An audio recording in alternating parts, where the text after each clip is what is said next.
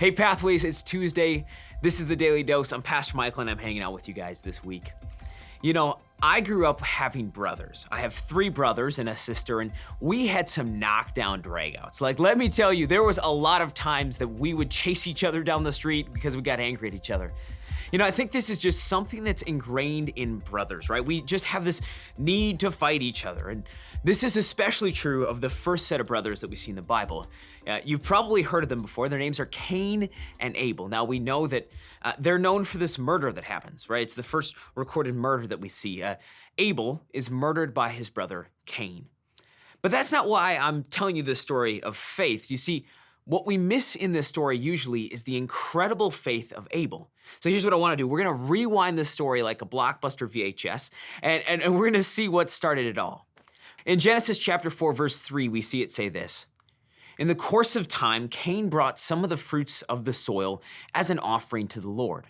Continues in verse 4 to say this. Then Abel also brought an offering, the fat portions from the firstborn of his flock. And the Lord looked with favor on Abel and his offering.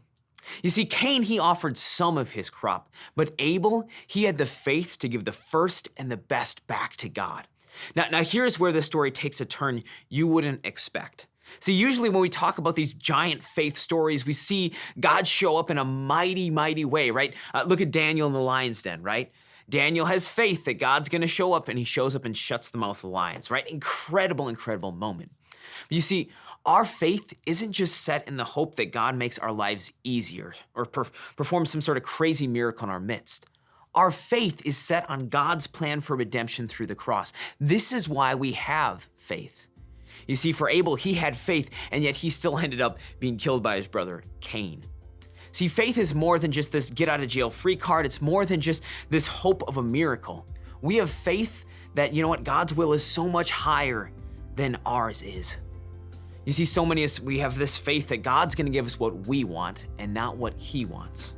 See, the reality is that for me, if God took me tomorrow, right, if I don't make it through the rest of today, they'll all be heartbroken for my wife and my boys. My faith is set in heaven.